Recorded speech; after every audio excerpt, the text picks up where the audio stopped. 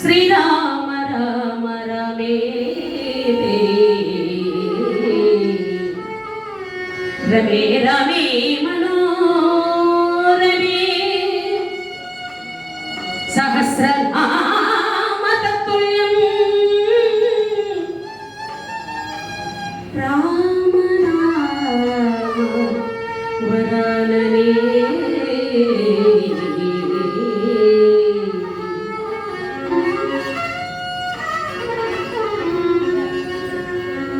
రాధనా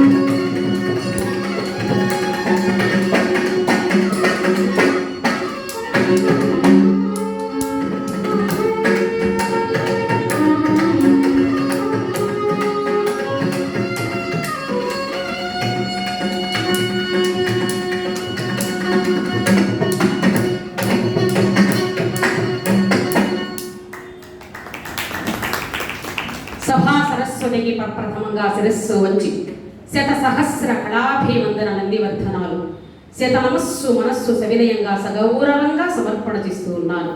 మహశిలార 84 లక్షల జన్మలలో ఈ మానవ జన్మ బహుదుర్లభమని, ఇది కేవలం భగవంతుని అనుగ్రహ విశేషం చేత లభిస్తుందని పెద్దలంటారు. ఈ దుర్లభమైన మానవ జన్మాన్ని, ఈ సృష్టిని సక్రమంగా వినియోగించుకొని సార్థకం చేసుకోవడం మన విధి. యద్భావం తద్భవతి, ఏది భావించిన వారికి అదే సిద్ధిస్తుంది.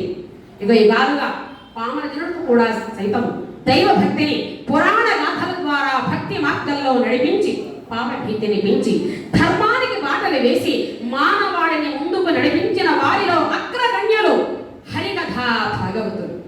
హరికథా గానం శ్రవణం ఇది తెలుగువారి సొత్తు. ఇది జ్ఞానపదం కాదు, జ్ఞానపదం. తొలిగా నారద మహర్షుల వారు రామాయణంలో లవకుశలు కథాగానం చేశారు. తరువాత త్యాగరాజు, రామదాసు, పురంధరదాసు వంటి మహనీయులు ఎందరో సర్వసమర్పణ భావంతో భగవంతుని కీర్తించి చిరంజీవులయ్యారు. రామాయణ, భారత, భాగవతాది పురాణ వాంగ్మయంలోని కథలను, పాత్రలను, ఆగాల గోపాలం అందరికీ అన్ని కళల సమాహారంగా అందజేసే గొప్ప ప్రక్రియను హరికథా పితామహ శ్రీమద్ ఆదిభట్ల నారాయణ దాసు గారు ప్రపంచ ప్రసిద్ధం చేశారు. ఆంధ్ర, తెలంగాణ, రాయలసీమ, ఒరిస్సా, కర్ణాటక, మహారాష్ట్ర మొదలైన అనేక ప్రాంతాలలో తెలుగు హరికథ విశేష ప్రచారం పొందింది.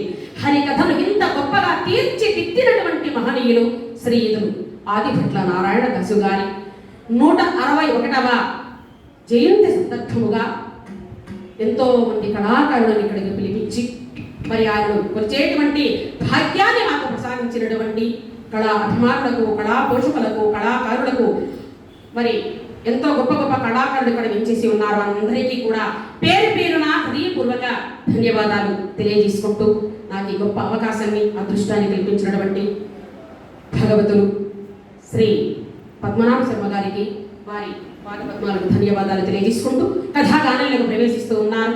నాకు ఈ అవకాశాన్ని ఇచ్చినటువంటి పెద్దలందరికీ కూడా మరొకసారి హృదయపూర్వక ధన్యవాదాలు తెలియజేసుకుంటూ కథాగానంలోకి ప్రవేశిస్తున్నారు. ఈవేళ చెప్పబోయేటువంటి కథ మహాభారతంలోని కీచక వధ నర్తనశాల కథాగానాన్ని మీకు తెలియజేస్తూ ఉన్నాను. కథానుసారంలో ఎన్ని లోపాలున్నా నన్ను మన్నించి మీ ఇంటి ఆడబిడ్డగా ఆదరించి పంపుతారని కోరుకుంటూ కథాగానంలోకి ప్రవేశిస్తూ ఉన్నాను. నాకు ఈ విద్యాభిక్ష పెట్టినటువంటి మా నాన్నగారు, నాకు జన్మించినటువంటి మా తండ్రి గారి నాకు ఈ విద్యాభిక్ష పెట్టారు. మా నాన్నగారు విద్యాదాన కన్న తెల్లాకుల వెంకటేశ్వర గుప్తా భాగవతుల ప్రియ శిష్యులు శ్రీ కమ్మిశెట్టి పుల్లయ్య నాయుడు భగవతారు గారు మా నాన్నగారు కీర్తిశేషులు. వారి పాద పద్మములకు ప్రణమిల్లుతూ మా అమ్మగారు రమణమ్మ గారు తల్లిదండ్రుల పాదపద్మలకు నమస్కారాలు చేసుకుంటూ కథాగానంలోకి ప్రవేశిస్తూ ఉన్నాను. అలాగే గొప్ప గొప్ప కళాకారులకు తన వైద్య సహకారాన్ని ఇచ్చినటువంటి డాక్టరేట్ తీసుకున్నటువంటి మహానుభావులు, మరి ఈ రోజున నాకు ఈ అవకాశాన్ని చక్కగా వైద్య సహకారాన్ని అందిస్తున్నటువంటి శ్రీ పాణ్యం దక్షిణామూర్తి గారికి నా హృదయపూర్వక ధన్యవాదాలు తెలియజేసుకుంటూ ఉన్నాను. అలాగే పలాస నుంచి మరి ఇంత దూరం వచ్చినటువంటి పెద్దలు, అద్భుతంగా మృదంగా సహకారాన్ని అందిస్తున్నటువంటి వారు మరి తూపల్లి నాగేశ్వరరావు గారికి నా హృదయపూర్వక ధన్యవాదాలు తెలియజేసుకుంటూ ఉన్నారు. అలాగే చేసినటువంటి కళా అభిమానులకు, కళాకారులందరికీ కూడా ప్రణమిల్లుతూ మహాభారతంలోని కీచక వధ కథగానాన్ని మీకు తెలియజేస్తున్నాను. ఒకసారి గోవిందాన్ని నామకరణం చేస్తే ఇక కథలోకి ప్రవేశిద్దాం. జై శ్రీమద్రమారమణ గోవింద, జై శ్రీరామచంద్ర భగవానికి. హర పార్వతీ పదై హర హర మహాదేవ శంభో శంకర.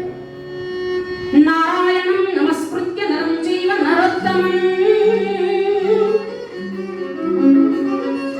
దేవీం సరస్వతీం వ్యాసం తతో జయముదీరయేత్. ధర్మతత్వజ్ఞులకు ఇది ఒక ధర్మశాస్త్రం, ఆధ్యాత్మికులకు ఇది ఒక వేదాంత నిధి, సత్కవీశ్వరులకు ఇది ఒక సాహిత్య భాండాగారం, నీతి కోవిదులకు ఇది ఒక నీతి శాస్త్రము, పౌరాణికులకు ఇది ఒక మహాపురాణం, సకల రాజకీయ సారాంశము, సకల ధర్మాధర్మ నిలయము మహాభారతం.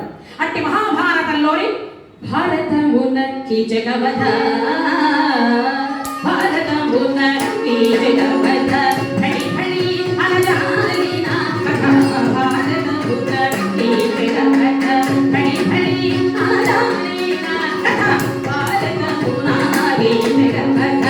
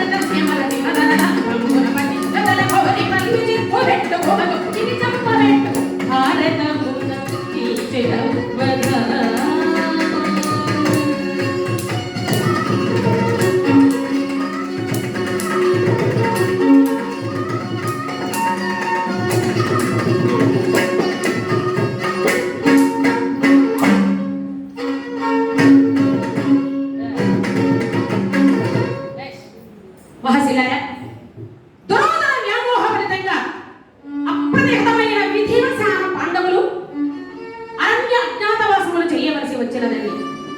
12 ఏళ్ల అరణ్యవాసంలో అగ్నిదేవులకు ప్రీతిగా కాండవమును గాంచి గాంధీవాన్ని పొందాడు అర్జునుడు. పాలాక్షరుడు ఎక్కడి కయ్యమ్మను నెచ్చించి పాశుపదాస్త్రాన్ని సాధించుకున్నాడు అర్జునుడు. దేవేంద్రుని పంపున అమరపురికి వెళ్ళి దేవదత్తమనే శంఖమును రత్న కిరీటాన్ని సాధించుకున్నాడు అర్జునుడు. అప్పటికి పాండవుల వనవాస క్లేశముల 12 దశాబ్దములు అంతరించాయి. తదనంతరము పాండవులు వారి వెంట ఉన్న దౌమ్య పురోహితుణ్ణి సాగనంపించి పాండవులు 5గురు ద్రౌపదీదేవి ఒక ఏకాంతమైనటువంటి ప్రదేశంలో కూర్చున్న వారి ఇక రానున్న అజ్ఞాతవాసాన్ని గూర్చి చక్కగా చర్చించుకుంటూ ఉన్నారు. మొట్టమొదటి ధర్మరాజు పైకి లేచాడు. తన తమ్ముల వైపు చూసి అంటున్నాడు కదా, తమ్ములారా నేను చెప్పేటువంటిది జాగ్రత్తగా వినాలి. మీరు సోదరులనా వైరి పరిశోధనలకి గురించి ఒక ఏడాది నిరంతరయుగా అక్కడ ఇట్లు చెల్లింపలేకమో దయమారినాడు ఇదే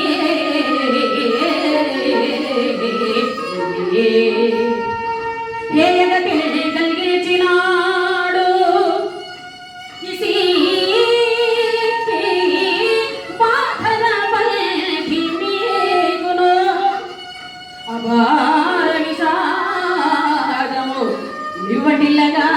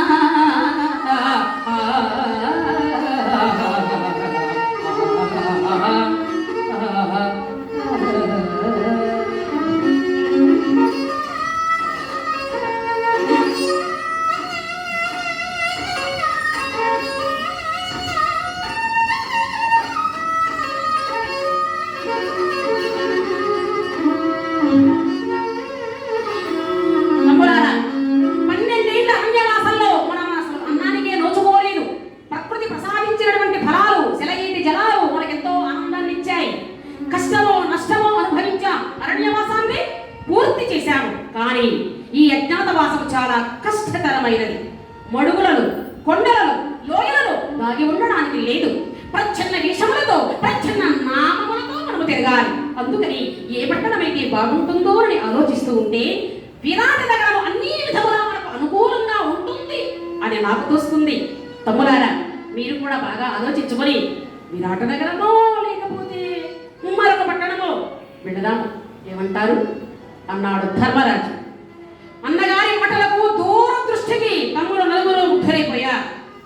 అన్నయ్య, మీరు చెప్పినట్లుగా అన్ని విధముల మనకు ఆ విరాట నగరము తగయున్నద మధ్యపురం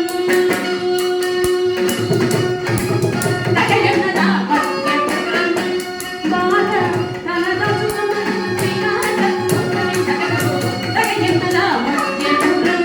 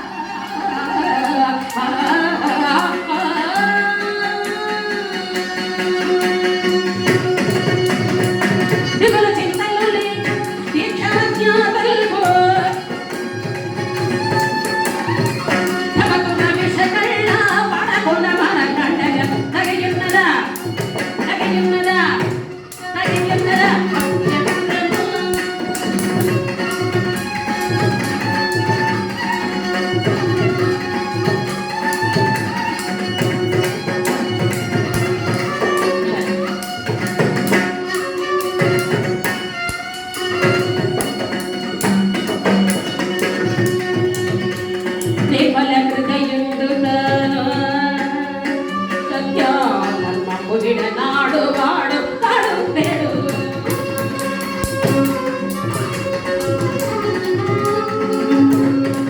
మర్మముగా మాము మారు వేషాల మర్మముగా మాము మారు వేషాల మన యుద్ధ చోట మాచయోలో వీర మన యుద్ధ చోట మాచయోలో వీర తగయున్నదా తగయున్నదా తగయున్నదా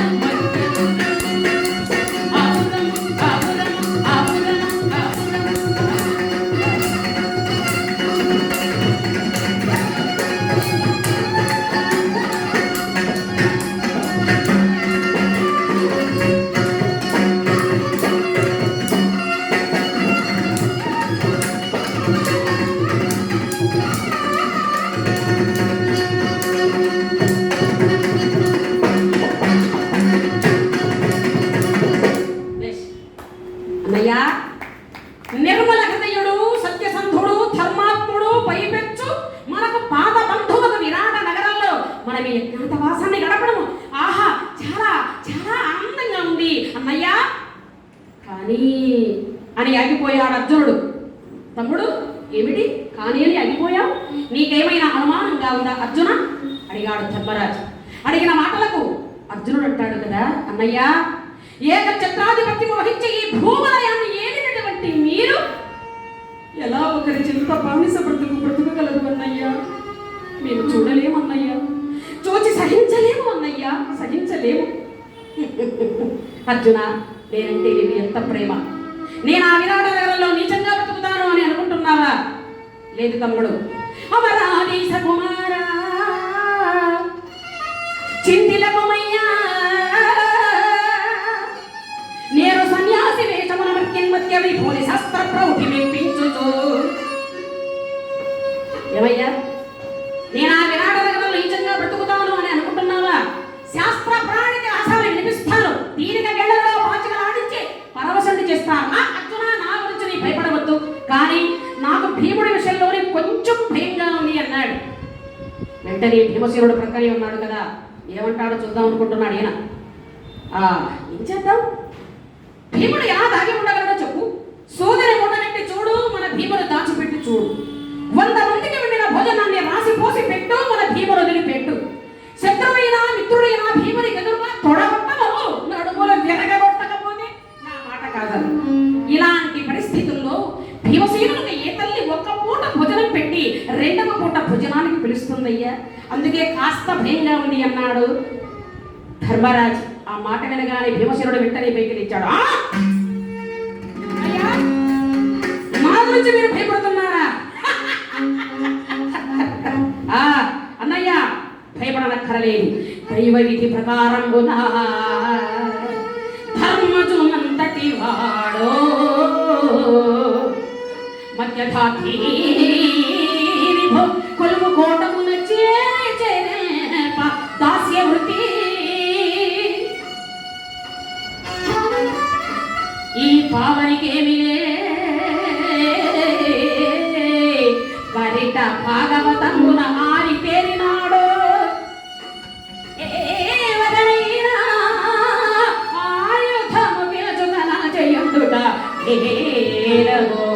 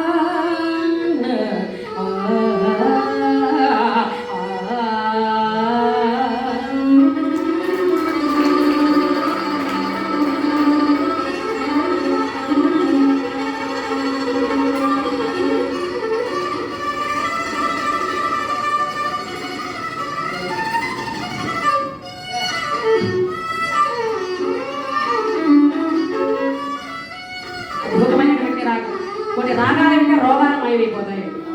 ఇక్కడ భీమసేనుడు అంటున్నాడు, అన్నయ్య నా గురించి మీరు భయపడుతున్నారా? భయపడనక్కర్లేదు. పంతమని దించుకోగలందుకు నాకు ఆ మాత్రం పట్టుదల లేదనుకుంటున్నారా మీరు? వంట చేయడంలో నాకున్న అనుభవం మీకు తెలియనిది కాదు. ఏదో ఒకటి ఆయుధ రూపంలో నా చేతిలో ఉండకపోతే నాకు మనశ్శాంతి లేదు. కనీసం పప్పు గరిటైనా నా చేతిలో ఉంటే నాకు అదొక తృప్తి. కాబట్టి అన్నయ్య, నేను ఆ విరాట నగరంలో వలనుడు అనేటువంటి పేరుతో వంటల వాడిగా చేరుతాను. రకరకాల పిండి వంటలను చేసి రాజుగారిని మెప్పిస్తా. రకరకాల పిండి వంటలను చేసి అందరిని మెప్పించి నేను తిరగా మిగిలింది వాడికి పడేస్తా. నా గురించి భయపడవద్దు. కానీ అన్నయ్య, అర్జునుడి సంగతి ఏమిటో తెలుసుకోండి. అర్జునుడి రాజస్థాన్ని ఎవరైనా పసిగట్టారే అనుకో, మళ్ళీ అరణ్యవాసము తప్పదు. ఏమయ్యా అర్జున, విన్నావా భీమసేనుని మాటలు? మరి నీ ఉద్దేశం ఏమిటి? అన్నయ్య, మీ ఇద్దరికంటే ముందుగానే నేను చెయ్యి ఉద్యోగాన్ని నిర్ణయించుకున్నాను. ఉద్యోగం ఏమిటా ఉద్యోగం? అడిగిన ధర్మరాజుల వారి మాటలకు అర్జునుడు అంటాడు కదా, అన్నయ్య మీకు తెలిసిన విషయమేలే. ఒక రోజున నేను దేవేంద్రుడి పంపన అమరపురికి వెళ్ళినప్పుడు అక్కడ ఊర్వశి నన్ను చూసి మృదు మధురల ఎలాగరంజిత మంజీరనాదములతో నా వద్దకు వచ్చి, అర్జున నీ అందములను ధరణ చేసింది. అర్జున, నీ నుండి నేను ఒక పుత్రుడిని కనాలి అనే కోరికతో వచ్చాను. నా కోరిక నెరవేర్చవా అంటూ నా దగ్గరకు వచ్చింది. అమ్మా, నా తల్లితో బంధమున్న నీవు నాకు తల్లితో సమానమమ్మా. తల్లి బిడ్డల కోరడం న్యాయసమ్మతం కాదు అన్నాను. ఆమె కోరికను కాదు అన్నానన్న కోపంతో నన్ను పేదరికమ్మను శపించి వెళ్ళిపోయి ఆ విషయాన్ని నా తండ్రి యొక్క దేవేంద్రుడితో చెప్పాను. నా తండ్రి అన్నాడు కదా, అర్జున, ఊర్వశి నీకిచ్చినటువంటి శాపాన్ని నీకు నేను వరంగా ప్రసాదిస్తున్నాను. రాబో అజ్ఞాతవాసంలో నీకు ఈ వరం బాగా ఉపకరిస్తుంది అన్నాడు. కాబట్టి అన్నయ్య, నేను ఆ విరాట నగరంలో బృహన్నల అనేటువంటి పేరుతో సంగీతము భరతనాట్యము చెబుతూ శత్రువుల కంట పడకుండా ఈ సంవత్సరము పాటు కాలాన్ని గడుపుతారు అన్నాడు. సరే, ఇక నకులుడు దామఖద్యుడి పేరుతో ఆవుల పైన పెత్తనం చలాయించేవాడుగా ఉంటానన్నాడు. సహదేవుడు తంత్రేపాలుడు అనేటువంటి పేరుతో గుర్రముల పైన పెత్తనం చలాయించేవాడుగా ఉంటానన్నాడు. సరే, మనం మగవాళ్ళము, ఎలాగో కాలం గడిచిపోతుంది. కానీ ఉత్తమ ఇల్లాలు, అగ్ని సంభూత పతివ్రత ద్రౌపది ఎలాగా? దేవి, అందరి ఉద్దేశాన్ని విన్నావు కదా. మరి నీ ఉద్దేశాన్ని కూడా తెలియజేస్తే విరాట నగరమో లేకపోతే వరకపట్టణమో వెళ్ళదామన్నాడు ధర్మరాజు. ఆ మాట విన్నటువంటి మహాతల్లి ద్రౌపదీదేవి అంటుంది కదా, నాథ మీరు ఒక్కొక్కరే ఒక్కొక్క దేశాన్ని అవలీలగా జయించగలిగినటువంటి సమర్థులు మీరు. అలాంటి వారు మీరే బానిస బ్రతుకులు ఉంటే నాదేమిటి నాథ?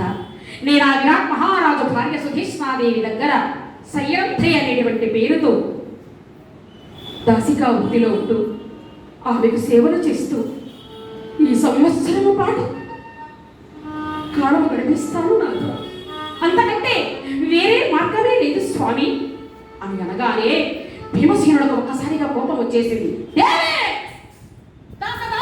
సేవలు చేయించుకునే కానీ సేవలు చేయడం ఎదుగునటువంటి నేను ఒకరి చెంతకు వెళ్ళి ఊడేమి చేయటమా? నేను ఒప్పుకోనన్నాడు. ధర్మరాజు దగ్గరకు వచ్చి తలపైన అలా చెయ్యి వేశాడు. ఈయనకు లేని బాధ నాకెందుకు అనుకున్నాడు. మళ్ళా ఏం చేస్తాడు పాపం. సరే, ఇక అక్కడ నుంచి బయలుదేరారండి పాండవులు 5గురు. ద్రౌపది దేవి విరాట నగరానికి దగ్గరలో ఉత్తర భాగాల్లో ఉన్నటువంటి ఒక సెమీ వృక్షం దగ్గరికి చేరుకున్నారు. శ్మశానానికి దగ్గరలో ఉన్నటువంటి ఒక సెమీ వృక్షం దగ్గరికి చేరుకొని మరి వారి దగ్గర ఆయుధాలు ఉన్నాయి కదా, ఆ ఆయుధాలని ఒక మూటలాగా కట్టి పక్కనే ఉన్నటువంటి ఒక శవాన్ని తెచ్చి ఆయుధాల పైన పెట్టి అంత గట్టి చుట్టు పైన వేలాడ గట్టి ధర్మరాజు శాసిస్తున్నాడు.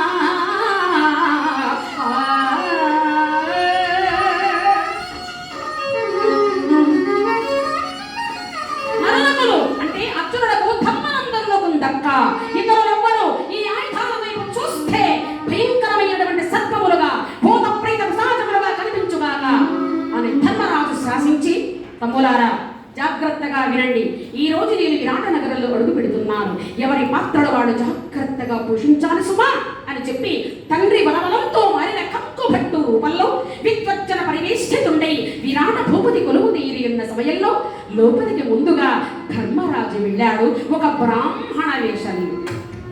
ఎప్పుడైతే వెళ్ళాడో విరాట్ మహారాజు ధర్మరాజును చూచి ఎవరో గొప్ప మహానుభావుడులా ఉన్నాడే, తనకు తెలియకుండానే తాను సింహాసనం పైన పైకి లేచాడు. ధర్మరాజుని ఆహ్వానిస్తున్నాడు. ఎవరు మీరు స్వామి,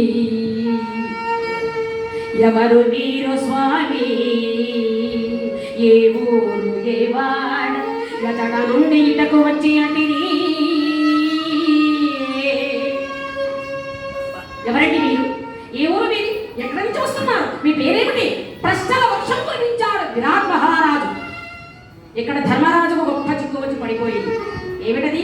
ఈయన అబద్ధం చెప్పడానికి ఆయన మనసు అంగీకరించదు. పోనీ నిజమే చెబుదామా అంటే అక్కడ వీల్లేదు కదా. ఇక్కడ ధర్మరాజు చూడండి ఎలా తప్పించుకుంటున్నాడు. ప్రభు నామము కల్పితంబో, నామము కల్పితంబో నరనాయక ఏకికి సాగమో వేరేమనుకో ఇంతకు నన్నిదో హక్కు భట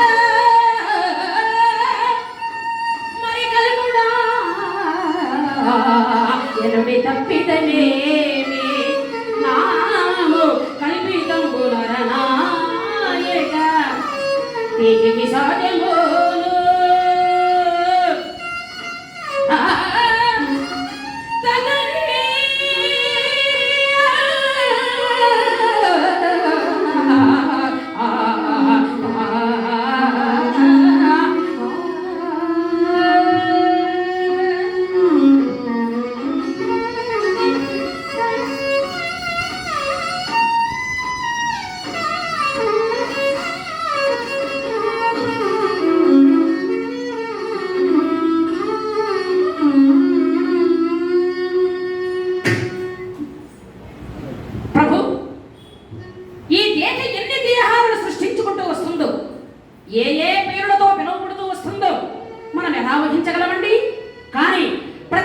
మనిషికి కూడా పిలవండి, నాకు అభ్యంతరం లేదు. నేను ధర్మరాజుల వారు ఒక్కటిగా ఉండేవారమండి. కానీ తలవని తలుపుగా అరణ్య అజ్ఞాతవాసంలో చేయవలసిన దుస్థితి ఏర్పడినందువల్ల పాపం వాళ్ళు ఎక్కడికో వెళ్ళిపోయారు. అందుచేత మీరు ధర్మరాజంత గొప్పవారిని, మీ దగ్గర కొంతకాలం తలదాచుకుందామని వచ్చానండి. ఉండమంటే 1 సంవత్సరం పాటు ఉంటాను ప్రభు. శాస్త్ర పురాణికి కథలు చుక్కగా వినిపిస్తానండి. అంతేకాదు పాచికలాడడంలో కూడా నేను ఎంతో సమర్థున్నే ప్రభు. ఏమిటి జోదవాడు ఎంత దూరం తెచ్చుకున్నాడు, ఇక్కడికి వచ్చిన అది మర్చిపోలేకపోతున్నాడండి. అలవాటిదే అంతే. రోజు తాగొస్తున్నాడంటే కొడుకు. తండ్రి బాధపడుతూ వచ్చాడు దగ్గరకు. ఒరే, ఎందుకురా ఈ విధంగా త్రాగి ఆరోగ్యాన్ని పాడు చేసుకుంటావు, నా మాట విని త్రాగుడు మానరా అన్నాడు తండ్రి. నాన్న, నేనంటే నీకు ఎంత ప్రేమ, అయితే ఒక్కసారిగా మారడం చాలా కష్టం. నాతో పాటు నీవు కూడా 1 నెల రోజులు దావు, ఇద్దరం కలిసి మానేద్దామన్నాడు. పోనీలే కొడుకు బాగుపడతాడు కదా అని తండ్రి మొదటి వారంలో అతి కష్టం మీద తాగాడు. 2వ వారంలో కొంచెం అలవాటిపోయింది. 3వ వారంలో దిక్కులు చూస్తున్నాడు, ఏమిటి ఇంకా వీడు ముందు తీసుకున్నారేది ఏమిటా అని. 4వ వారం వచ్చేసింది, ఎవరికి చెప్పే పనే లేదు, ఏనే పోయి తాగొస్తూ ఉన్నాడు. నెలైపోయింది. నాన్న, నెలైపోయింది, ఇద్దరం కలిసి మానేద్దామా? ఒరే, నువ్వు మానితే మాను, నేను మాత్రం మానడన్నాడట. అలాగే ఈ ధర్మరాజు ఇక్కడికి వచ్చినా కూడా పాచికలాడడంలో కూడా నేను ఎంతో సమర్థుడి అనేశాడు. ఆ మాట వినగానే విరాట్ మహారాజు ఎంతో ఆనందపడిపోయాడు. ఏమిటి అంత గొప్పవాడు, ధర్మరాజుల వారి ఆస్థానంలో ఉండి వచ్చిన మీరు నా దగ్గర ఉంటానంటే నాకు కావలసినది ఏమున్నదండి? 1 సంవత్సరం కాదు, 100 సంవత్సరాలు ఉండండి, నాకు అభ్యంతరమే లేదు. ఎవరికైనా ఈ కంకు పట్టుదారిని లోపలికి తీసుకుని వెళ్ళండి అన్నాడు. కుదిరిపోయాడు ధర్మరాజు. ఆ మరునాడు వస్తున్నాడు భీమసేనుడు. ఎలా ఉన్నాడు భీమసేనుడు? మోకాళ్ళకు మించిన బట్ట కట్టుకున్నాడు, జుంజును వెంటుకుని విరబోసుకున్నాడు, పాపం గరడి ముదాలు పెట్టుకుని వచ్చేస్తున్నాడండి. గద లేదు కదా పాపం, గదపై చెట్టు మీద కూర్చుంది కదా. భీమసేనుడి గద పేరు ఏమిటండి? శత్రుఘాతని. అలా ఎప్పుడైతే ఆ పప్పు గరడి ముదాలు పెట్టుకుని వచ్చేస్తున్నాడు, అడుగు పెట్టాడా పిల్లబడ్డట్లుగా పిల్లవాళ్ళంతా భీమసేనుడి ఆకారం చూసి పరిగెడుతున్నారు. లోపల అలా అడుగు పెట్టాడు. నమస్కారం అండి అన్నాడు. విరాట్ మహారాజు గుండె పెత్తడు జరిపోయింది. వీడెవడరా బాబు, కొండ లేకపోతే బండ లేకపోతే హిమాలయ పర్వతమా అనుకున్నారు సభికులు. ఎవరండి వీరు, ఏం కావాలి అడిగాడు విరాట్ మహారాజు. నన్ను వలలుడు అంటారండి. వంట చేయడంలోనూ మధించిన వస్తాదుల రసాన్ని పిండడంలోనూ నన్ను మించిన వాడు ఈ ప్రపంచంలో తిమిటీలు పెట్టి ఎదిగినా పచ్చుకు ఒకడు కనిపించాడు. నేను ధర్మరాజు వారి ఆస్థానంలో వంట చేస్తూ ఉండేవాడును, వాళ్ళు ఎక్కడికో వెళ్ళిపోయారు. అందుచేత మీరు చాలా గొప్పవారిని, చాలా మంచి వారిని, రకరకాల పిండి వంటలు చేసి ప్రమాణంగా మేము మెప్పించుదామని వచ్చా. ఉండమంటే ఉంటా, పోమంటే పోతా. ఏమయ్యా, వద్దు అంటే తండ్రిలాగా ఉండదు, మీ ఆకారం చూస్తే అలాగే ఉంది. సరే కానీ వంట చేయడం వద్దు, కానీ నా సన్యాది ఆధిపత్యం వహించగలవా? లాభం లేదండి, నేను వంటలు బ్రహ్మాండంగా చేస్తాను. వంటలు బాగా చేస్తానంటావు, సరే నీకు జీతం ఎంత కావాలి అయినా? జీతమా? నాకెందుకంటే జీతము, కడుపు నిండా తిండి కావాలి, ఒంటి నిండా బట్ట కావాలి. తిండి లేకపోతే నేను అసలు పని చేయలేడు ప్రభు. తిండి మాత్రం మాకు టైం ప్రకారంగా ఉండవలసిందే. తిండి తిండి తిండి అంటే మరి ఎంత తింటానేమిటయ్యా? ఏముంది ప్రభు, పూటకు పుట్టడన్నా ఉంటే చాలండి. పుట్టడన్నవే ఏమిటి ప్రభు అలా చూస్తున్నారు? నా వల్ల నీకు అన్ని లాభాలే. 1 రోజులో నెలకు సరిపడే కట్టెలని అలా తెచ్చి పడేస్తా. అంతేకాదండి, ఎంత పెద్ద వస్తాదైనా సరే నా చేతికి చెయ్యనిచ్చాడే అనుకో, వాడిని గోడలోకి గోడ పెరిగేస్తారు అన్నాడు.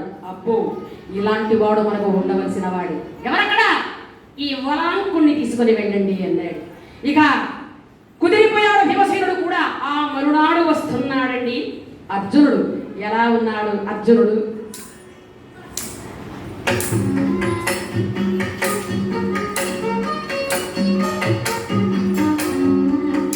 చక్కగా లోపలికి వచ్చాడు, సభావందనం చేశాడు. ఎవరికి అర్థం కాలేదు. అమ్మాయా అబ్బాయా, అమ్మాయా అబ్బాయా, ఎవరికి అర్థం కాలేదండి. లోపలికి వచ్చాడు, సభావందనం చేశాడు, మృదు మధురంగా గానం చేస్తున్నాడండి అర్జునుడు.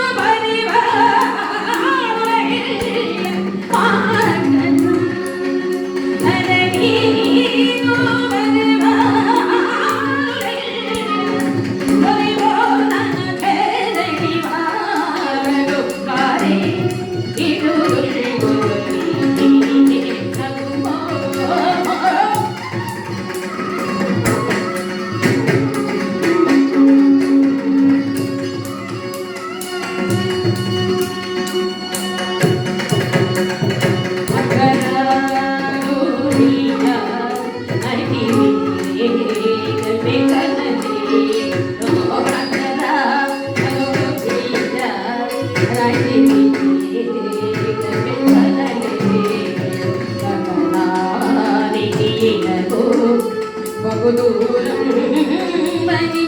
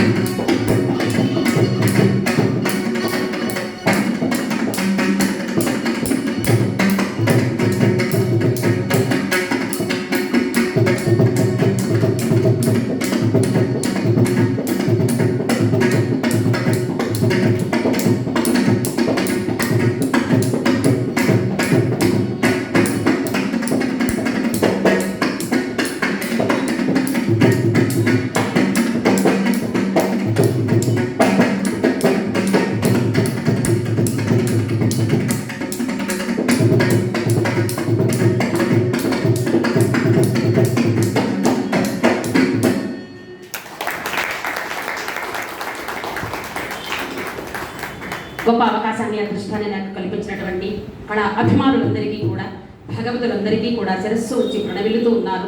ధన్యవాదాలందరికీ కూడా ఈ కార్యక్రమాలు చక్కగా జయప్రదం చేస్తున్నందుకు. మరి ఇక్కడ అర్జునుడు మధురంగా గానం చేశాడు. ఆ గాన మాధుర్యానికి విద్వజ్జనములు వృద్ధులైపోయా.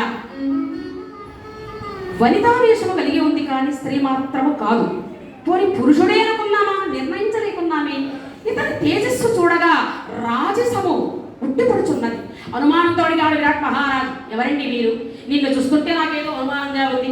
ఆ ఆజాన బాహువులు, ఆ విశాలమైన వక్షస్థలము, కమల నేత్రములు, దివ్య తేజస్సు కలిగిన ముఖ వర్చస్సు చూస్తూ ఉంటే గంధర్వలోకం నుండి వినోదం కోసం ఈ రూపాన్ని ధరించి వచ్చిన ఏ మహానుభావుడో అనిపిస్తుందండి. మీరెవరో దాచకుండా నిజం చెప్పండి అన్నాడు. ఆ మాట వినటువంటి అర్జునుడు అంటాడు కదా, ప్రభు అవశ్యమ భక్తవ్యం కథం కర్మ శుభాశుభం. గత జన్మలో చేసిన నా పుణ్యఫలమే కాదు పాప ఫలమే నా ఈ రూపానికి కారణం. భగవంతుడు నాకిచ్చిన ఈ పేడి రూపాన్ని వృధా పుచ్చక బాల్యము నుండి పెక్కు శ్రమలోంచి భరతము సంగీతము అభ్యసించాను, ఆచార్యుడనయ్యాను. అనేక పట్టణాలలో బాలబాలికలకు ఎందరికో నేర్పుతూ వస్తూ ఉన్నారు. మీ పట్టణంలో మీ బిడ్డలకు కూడా భరతము సంగీతము చెప్పాలనే ఉద్దేశంతో వచ్చాను. ఉండమంటే 1 సంవత్సరం పాటు ఉంటాను ప్రభు అనగానే ఎప్పటి నుంచో తన కుమార్తె ఉత్తరకు భరతనాట్యము సంగీతము చెప్పించాలనే ఉద్దేశంతో ఉన్నాడు. ఆహా, వెదుకపోయిన తీగ కాలికి తగినట్లుగా ఉన్నది అనుకున్నాడు. వెంటనే ఎవరక్కడ? ఉత్తరుడు పిలిపించండి అన్నాడు. వచ్చింది. నాన్నగారు పిలిచారట. అమ్మా, మరి నాకు సంగీతము భరతనాట్యము చెప్పించండి నాన్నగారు అన్నావు కదా. బృహన్నల, ఈమె నా కుమార్తె ఉత్తర. ఈనాటి నుండి ఈమెను నీ శిష్యురాలిగా నీ సేవలో ఉండేటట్లు నియమిస్తున్నాను, సరేనా? అలాగేనండి. కుదిరిపోయాడు అర్జునుడు. ఆ మరునాడు నకులుడు దామకత్యల పేరుతో ఔలమైన విత్తనం చలాయించవాడుగా కుదిరిపోయాడు. ఆ మరునాడు సహదేవుడు తంత్రేపాలుడు అనేటువంటి పేరుతో గుర్రముకు పోయిన విత్తనం చలాయించవాడుగా కుదిరిపోయాడు. అయితే ఇక మరునాడు ద్రౌపదీదేవి మాసిపోయినటువంటి చీర కట్టుకొని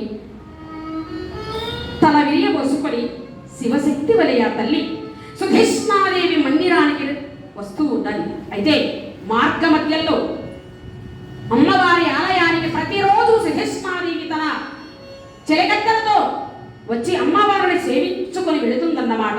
అది తెలుసుకున్నటువంటి మహాతల్లి ద్రౌపదీదేవి అమ్మవారి ఆలయానికి వచ్చి మృదు మధురంగా ఆమెను సేవించుకుంటూ ఉంది. అంబికే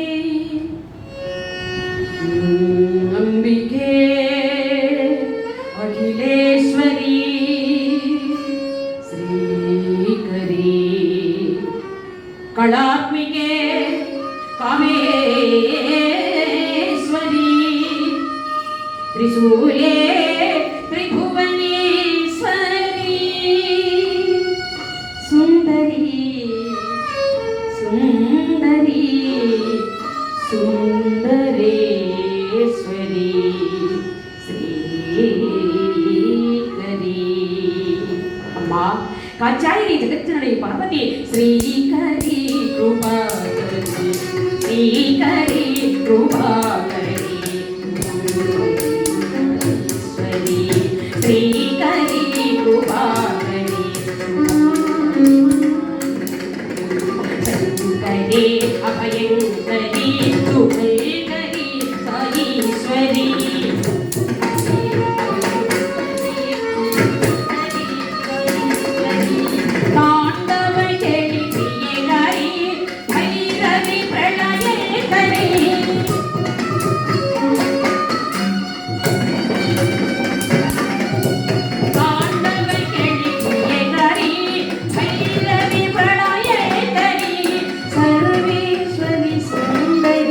దయాకరి మహేశ్వరి సర్వేశ్వరి సుందరి దయాకరి మహేశ్వరి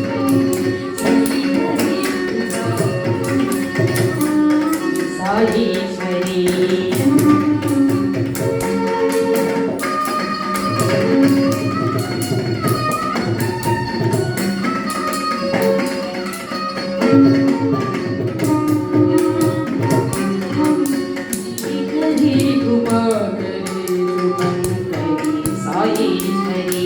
శంకరి అభయకరి శుభకరి సాయేశ్వరి తాండవ ప్రియకరి భైరవి ప్రణయే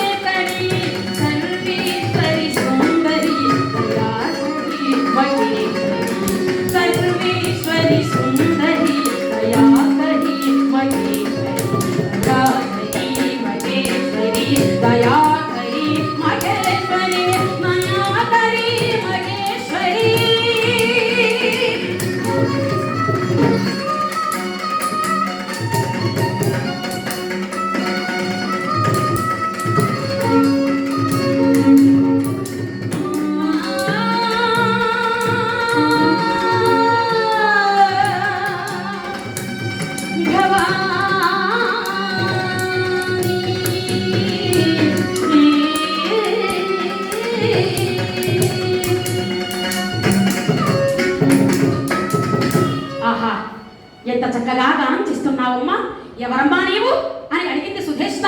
తన చెలికెత్తలతో అక్కడికి వచ్చింది కదా. అమ్మా, నేను సైరంధ్రి జాతిదానను. నన్ను అందరూ కూడా మాలిని అంటారు తల్లి. నేను కొంతకాలము శ్రీకృష్ణుడి భార్య సత్యభామకడ ఉన్నాను. ఆ తరువాత ద్రౌపదీదేవి దగ్గర ఉన్నాను.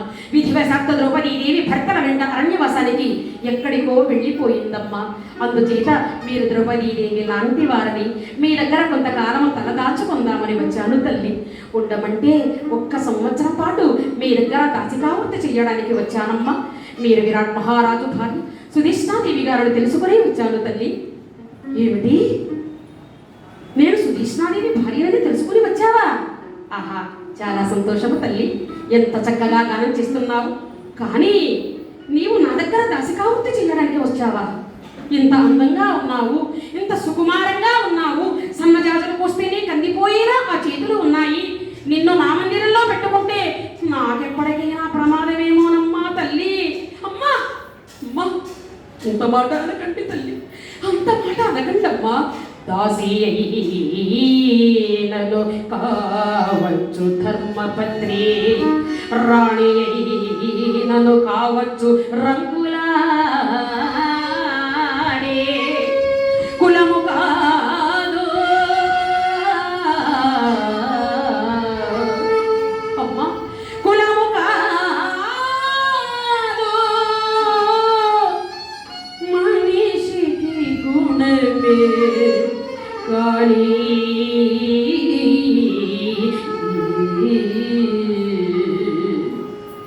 కులము కాదమ్మా, ప్రధానము గుణం. నేను ఇలాంటి దానడ కాదమ్మా. నాకు భర్తలు గంధర్వులు 5 ఉన్నారు తల్లి. సర్వకాల సర్వావస్థలు ఎందుకు నన్ను ఎప్పుడూ కూడా వెన్నాడుతూనే ఉంటారమ్మా. వారికి కలిగిన శాపాలకు కారణమే నేను అనుభవిస్తున్న ఈ పాపానికి కారణమమ్మా. నేను ఎవరో ఎలాంటి దానను కొంతకాలం అయితే మీకే అర్థమవుతుందమ్మా, మీకే అర్థమవుతుంది. కానీ ఒక చిన్న మనవి, పొరపాటునైనా నాకు నీచమైన పనులు చెప్పకుండా ఉంటే అంతే చాలు తల్లి.